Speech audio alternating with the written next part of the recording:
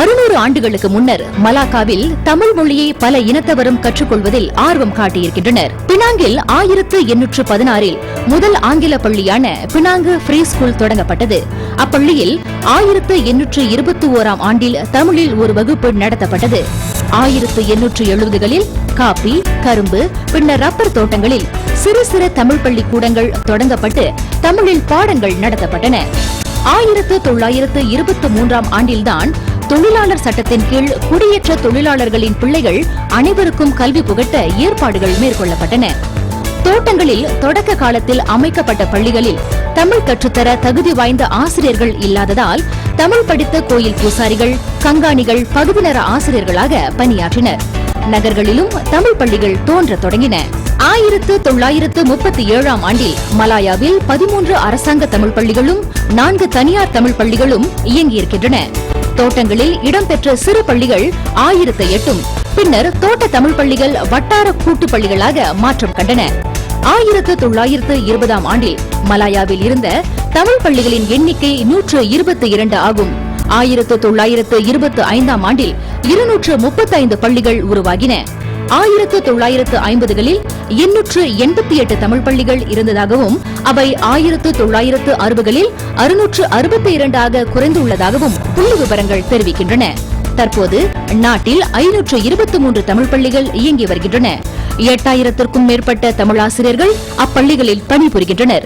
1,04,000க்கும் மேற்பட்ட மாணவர்கள் பயில்கின்றனர். மலேசியாவில் 1935 ஆண்டில்தான் தமிழ் ஆசிரியர்களுக்கான பயிற்சி வகுப்புகள் தொடங்கப்பட்டன. தமிழ் பள்ளிகளில் 1,04,000 மாணவர்கள் பயின்று வந்தாலும் தேசிய பள்ளிகளில் நம் இந்திய மாணவர்களின் எண்ணிக்கை 85,000 ஆகும். சீன பள்ளிகளில் 9,200 இந்திய மாணவர்கள் பயின்று வருகின்றனர். இது 2011 டிசம்பர் வரையிலான புள்ளி விவரங்கள்.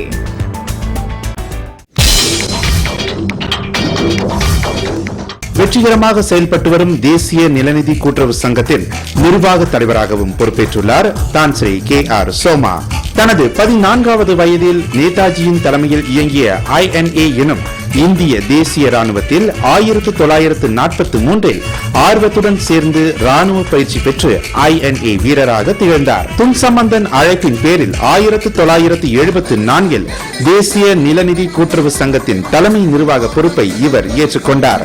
1967 கெடாவில் பணியாற்றிய காலகட்டத்தில் நாடாளுமன்ற மேலவை உறுப்பினராக இவர் நியமனம் பெற்றிருந்தார். தான் ஸ்ரீ KR சோமா மலேசிய இந்திய சமுதாயத்திற்கு ஆற்றிய கல்வி சேவைக்காக 2000வது ஆண்டில் ஆஸ்திரேலியா நாட்டிலுள்ள நியூ காசல் பல்கலைக்கழகம் டாக்டர் பட்டம் வழங்கி சிறப்பித்திருக்கிறது.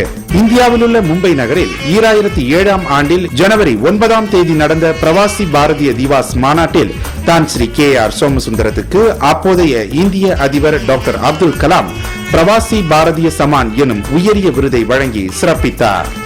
தான் ஸ்ரீ SOK உபைதுல்லா கூட்டரசு சட்டசபையில் 1948 ஆண்டில் உறுப்பினராக நியமனம் பெற்றார். மலேசிய இந்திய வர்த்தகர்கள் சார்பில் 1959 ஆண்டில் செனட்டராக நியமனம் பெற்றார். 1971 முதல் 1980 வரையில் நாடாளுமன்ற மேலவை துணைத் தலைவராகவும் பொறுப்பேற்றிருந்தார். 1938 ஆண்டு முதல் இவரது பொதுப்பணிகள் தொடங்கின. மாயிக்காவில் பல பொறுப்புகள் வகித்திருக்கிறார்.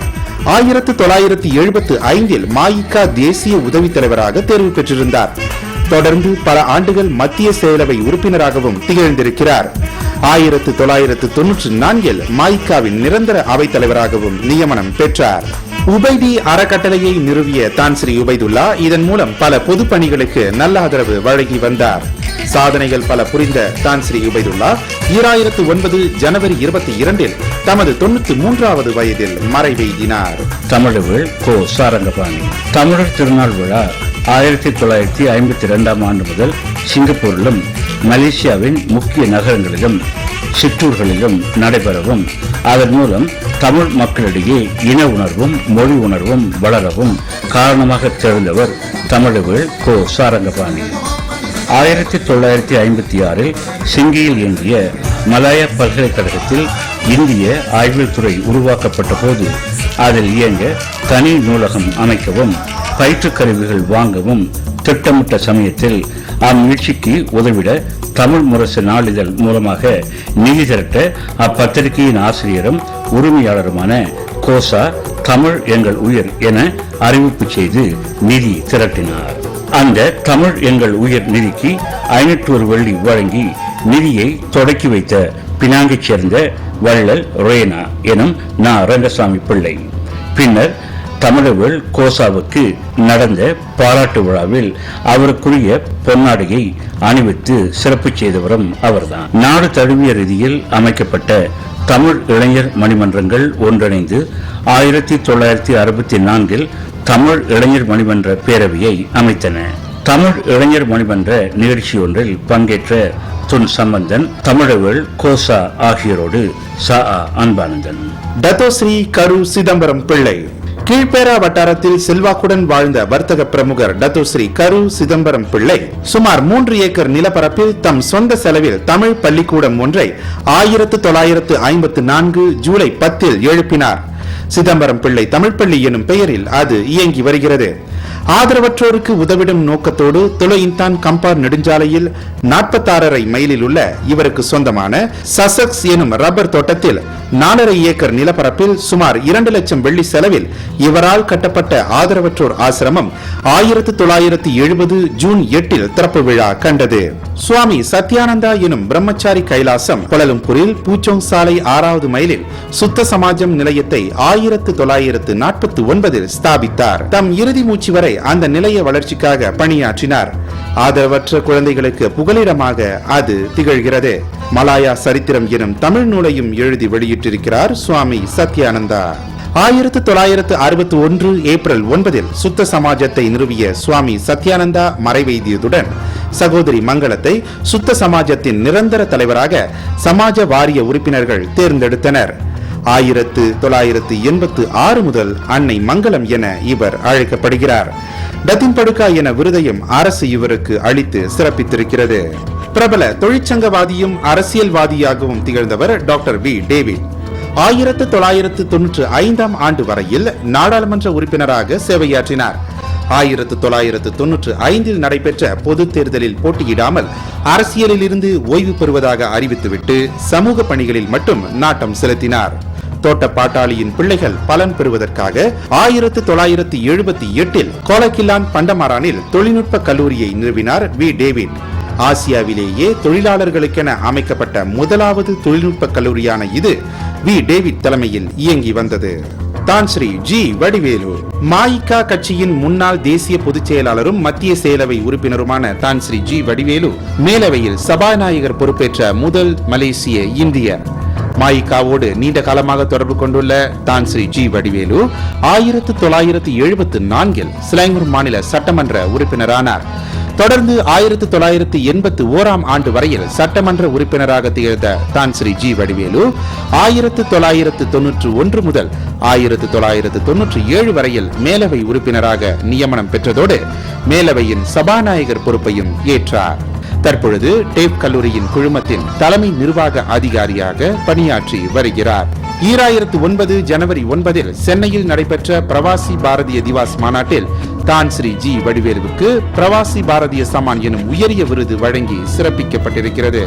பினாங்கில் தொழிற்கட்சி சார்பில் போட்டியிட்டு நகரமன்ற உறுப்பினராக தேர்வு பெற்ற DS ராமநாதன் 1958 மற்றும் 1959 ஆண்டுகளில் 2 தவணைகளுக்கு பினாங்கு நகரின் மேயராக பொறுப்பு வகித்திருக்கிறார்.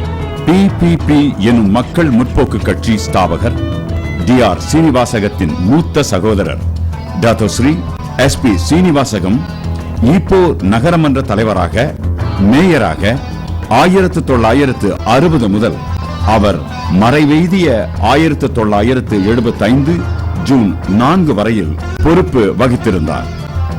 பொது தேர்தலில் ஈப்போ நகராண்மை கழகத்தை மக்கள் முற்போக்கு கட்சி அப்போது கைப்பற்றியிருந்தது. தான் ஸ்ரீ தேவகி கிருஷ்ணன். மாயிகாவின் நீண்ட காலமாக தொடர்ந்து அங்கம் பெற்று வரும் பெண்மணி இவர் ஒருவர்தான். 1952ஆம் ஆண்டில் நகரமன்ற உறுப்பினராக இடம்பெற்ற முதல் மலேசிய பெண்மணியும் இவர்தான். சமூக பணிகளுக்கு பல விருதுகள் பெற்றிருக்கும் தான் ஸ்ரீ தேவகி கிருஷ்ணனுக்கு 1984இல் தோக்கோ வனிதா எனும் விருது கிடைத்திருக்கிறது.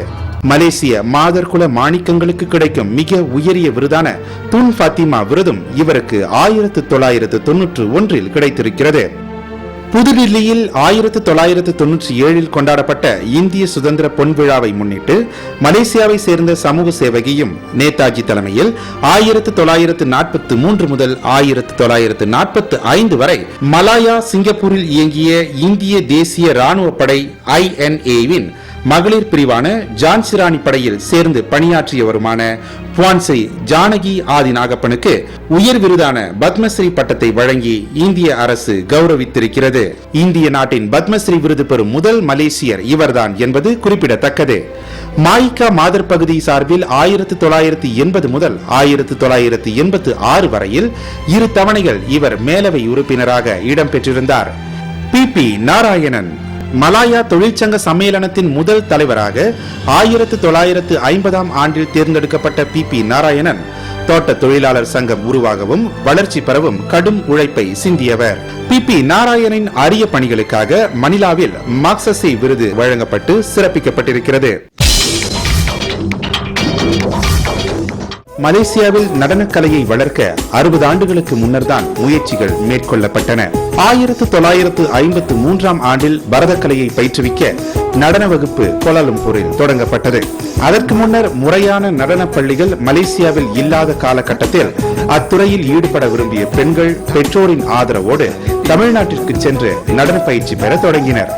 பரதநாட்டியத்தின் மீது 50-60 ஆண்டுகளுக்கு முன்னர் மலேசியாவில் உள்ள இளம் பெண்களுக்கு அதிக ஆர்வம் ஏற்பட அப்போது வெளிவந்த தமிழ் திரைப்படங்களும் அவற்றில் இடம்பெற்றிருந்த நடனங்களுமே காரணம் எனலாம். 1948ஆம் ஆண்டிலும் அதனை அடுத்த ஆண்டுகளிலும் திரையிடப்பட்ட பல படங்களில் லலிதா, பத்மினி, ராகினி எனும் 3 சகோதரிகளும், சாயி, சுப்புலட்சுமி என்ற பெயர் கொண்ட சகோதரிகளும், கமலா லட்சுமணனும் பல படங்களில் பரதநாட்டியங்களையும் மற்ற வகை தரமான நடனங்களையும் வழங்கி வந்தனர். பரதநாட்டியம் மலேசியாவில் பரவ தொடக்க காலத்தில் துணையாக இருந்தவர்கள் நடன கலைஞர்கள் VK சிவதாஸ் மற்றும் கோபால் செட்டி. இவ்விருவரும் பரதக்கலையை இங்கு அறிமுகப்படுத்தியதோடு அக்கலை மலேசிய மண்ணில் தொய்வில்லாமல் தொடர வழிகளையும் அமைத்தனர். 1953ஆம் ஆண்டில் செந்தூர் செட்டியார் மண்டபத்தில் நடன பயிற்சி வழங்க சிவதாஸ், வத்சலா முன் வந்தனர். 1954இல் கோபால் செட்டி நடன பயிற்சி தர முன் வந்தார். ஸ்லாங்கூர் இந்தியர் சங்கத்தின் அப்போதைய தலைவரான சமூக சேவகி திருமதி E ராமச்சந்திரனின் ஆதரவோடு கோபால் செட்டி கோலாலம்பூர் சங்கீத அபிவிருத்தி சபா மண்டபத்தில் நடன பயிற்சி வகுப்பை தொடங்கினார். பத்மா, தனம், உமா ஆகிய 3 சகோதரிகளும் நடனக்கலையை முறையாக பயின்று மேடைகளில் நடனங்கள் ஆடி வந்ததோடு திருச்செந்தூர் சகோதரிகள் நாட்டிய பள்ளி என்ற பெயரில் 1955இல் செந்தூர் தண்டாயுதபாணி ஆலயத்துக்கு நேர் எதிரில் ஜாலான் கோயில் ஹீலீரில் இருந்த தங்கள் வீட்டில் தொடங்கினர். ஹார்மோனிய வித்வான் ஹரிஹர ஐயரின் புதல்விகளான பத்மா, தனம், உமா ஆகியோரின் மூத்த சகோதரி தேவி நடன பள்ளியை நிர்வகித்து வந்தார். கோலாலம்பூரில் 50 ஆண்டுகளுக்கு முன்னர் இயங்கி வந்த அந்த 3 நடன பள்ளிகளும் நூற்றுக்கணக்கான நடனமணிகளை உருவாக்கி தந்தன.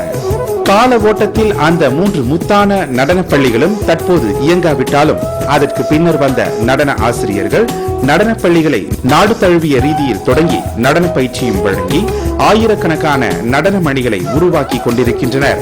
பரதக்கலையை முறையாக கற்று மேடைகளில் பரதநாட்டியங்களை வழங்கி வரும் மலாய்க்காரர்களான ரம்லி இப்ராஹிம், சந்திரபானு போன்றோர் மட்டுமின்றி சில சீனர்களும் ஐரோப்பியர்களும் பரதநாட்டியம் கற்பதில் ஆர்வம் காட்டுகின்றனர். கோலாலம்பூரில் டெம்பிள் ஆஃப் ஃபைன் ஆர்ட்ஸ் எனும் நுண்கலை ஆலயத்தை சுவாமி சந்தானந்த் சரஸ்வதி 1981இல் ஸ்தாபித்தார். நிலையத்தின் பெயரையும் அவரை சூட்டினார். நுண்கலை ஆலயம் கோலாலம்பூரில் தொடங்கப்பட்டவுடன் பரதக்கலை மிகப்பெரிய வளர்ச்சியை கண்டு வருகிறது. மலேசியாவில் நாடகம் நடத்த வந்த முதல் கலைக்குழுவான இந்து விநாயக சபா 1910இல் பினாங்குக்கு கப்பலில் வந்து பினாங்கிலும் கெடாவிலும் புராண நாடகங்களை நடத்தி இருக்கிறது என வரலாற்று குறிப்புகள் தெரிவிக்கின்றன. வடமலாயாவில் தோட்டப்புறங்களிலும் சிறு நகர்களிலும் தொடர்ந்து நடந்து வந்த புராண இதிகாச சமூக நாடகங்கள் நாடக கலைக்கு உயிரூட்டிக் கொண்டிருந்தன. கலை ஆர்வம் மிகுந்த பெரியவர்களும் இளைஞர்களும் கோலாலம்பூரிலும் இதர முக்கிய நகரங்களிலும் மேடை நாடகங்கள் படைக்க தொடங்கினர். கோலாலம்பூரில் கலை, இசை, நடனம், நாடகம் ஆகியவற்றை வளர்க்கும் நோக்கத்தோடு 1923 ஆண்டு ஜூன் 20 அமைக்கப்பட்ட சங்கீத அபிவிருத்தி சபா 1927 ஆண்டில் பாதுகா பட்டாபிஷேகம் என்னும் மேடை நாடகத்தையும் வேறு சில நாடகங்களையும் அரங்கேற்றி நாடக கலைக்கு பெருமை சேர்த்திருக்கிறது. இரண்டாவது உலகப் போர் 1940 முதல் 1945 வரையில் நிகழ்ந்தபோது தமிழகத்திலிருந்து தொடர்ந்து வந்து கொண்டிருந்த நாடக குழுவினரின் வருகைக்கு பாதிப்பு ஏற்பட்டது. உள்ளூர் நாடக கலைஞர்கள் குழுக்களை அமைத்துக் கொண்டு அதே பாணியில் நாடகங்கள் நடத்த தொடங்கினர். 1950களில் நிபும் கிபாலில் இயங்கி வந்த ஆறுமுகம் நாடக குழுவும், தைப்பிங்கில் இயங்கி வந்த கிருஷ்ணா நாடக குழுவும், RPS மணியத்தின் கலைமகள் ஆர்ட்ஸ் குழுவும் முழுநேர நாடக குழுக்களாக அப்போது செயல்பட்டு வந்தன. 1954 நட்பு என்னும் மேடை நாடகத்தையும் 1962 சீகோன் எழுதியிருந்த வள்ளி என்னும் நாடகத்தையும் அரங்கேற்றி கலை தொண்டு புரிந்த Dato Sri Samivelu, Dato V Govindaraj, Seekon, Kali Subbiah போன்றோரின் கலை பணி மறக்க முடியாததாகும். நாடக கலைக்கு அணி சேர்க்க பிரேம்கமால், வி கோவிந்தராஜ் உட்பட பல ஆர்வமிக்க நண்பர்களை இணைத்து வளரும் கலைஞர்கள் எனும் அமைப்பை நிறுவி அதன் தலைமை பொறுப்பையும் ஏற்று 1966 ஆண்டில் தொடர்ந்து 3 நாட்களுக்கு தலைநகர் நகர மண்டபத்தில் 1941 எனும் நாடகத்தை அரங்கேற்றி தொடர்ந்து பல இளைஞர்கள் அத்துறையில் ஈடுபட மேடை நாடகத்துறையில் முன்னோடியாக திகழ்ந்தவர்களில் டத்தோ ஸ்ரீ சாமிவேலுவும் குறிப்பிடத்தக்கவர். கோலாலம்பூர் ரெடிஃபியூஷன் புகழ் வி ரோச் தலைமையில் இயங்கிய ஈஸ்டர்ன் ஆர்ட்ஸ் சொசைட்டி என்னும் கலை நிறுவனம் 1960 கவியின் கனவு எனும் இலக்கிய நாடகத்தையும், எது வாழ்வு எனும் சமூக நாடகத்தையும் அரங்கேற்றியிருந்தது. மலேசியாவில் 50 வருடங்களுக்கு முன்னர் வரலாறு படைத்த மற்றொரு மேடை நாடகம் மசூரி. மலாயா கூட்டரசு கலைமன்றம் எனும் அமைப்பின் தலைவராக பொறுப்பேற்றிருந்த ஆழி அருள்தாசன் 1960களிலும் 1970களிலும் ஆண்டுதோறும் ஒரு மேடை நாடகத்தை அந்த அமைப்பின் மூலம் அரங்கேற்றி வந்தார். வடமலாயாவில் தோட்டப்புறங்களில் புராண நாடகங்கள் நடத்த வந்திருந்த குழுவினருக்கு பின்னர் சமூக வரலாற்று நாடகங்களை மலேசியாவின் முக்கிய நகர்களில் மட்டும் நடத்த வந்திருந்த நாடக குழுக்கள் நாடக ரசிகர்களை பெரிதும் கவர்ந்தன. மலேசியாவில் உள்ள கலை ஆர்வமிக்க பலருக்கு தமிழகத்திலிருந்து வந்த மேடை நாடக நடிகையர் வழிகாட்டிகளாக உந்து சக்தியாக திகழ்ந்திருக்கின்றனர். பிரெஞ்சு மொழியிலும் ஆங்கில மொழியிலும் தயாராகி 1992 ஆஸ்கார் விருது பெற்ற இந்தோசின் என்னும் திரைப்படத்தில் முக்கிய பாத்திரத்தில் நடித்து வரலாறு படைத்திருந்தார் மலேசிய கலைஞர் திவாகர் சுப்பையா. மேடை நாடகங்களில் அறிமுகமாகி பின்னர் தமிழக திரைப்படங்களில் நாயக நடிகராக 70க்கும் மேற்பட்ட படங்களில் 1964 முதல் நடித்து பெரும் புகழ் பெற்றவர் கோலாலம்பூரைச் சேர்ந்த ரவிச்சந்திரன். இவரது தந்தை பைகி ஸ்ரீ என்னும் ஸ்ரீனிவாச ஐயங்கார் தமிழ்நேசன் நாளிதழில் தொடக்க காலத்தில் 30 ஆண்டுகளுக்கு மேல் துணை ஆசிரியராக பணியாற்றியவர். மூத்த சகோதரர் பைரோஜி நாராயணன் பிரபல எழுத்தாளராகவும் வானொலி கலைஞராகவும் படைப்பாளராகவும் திகழ்ந்தவர்.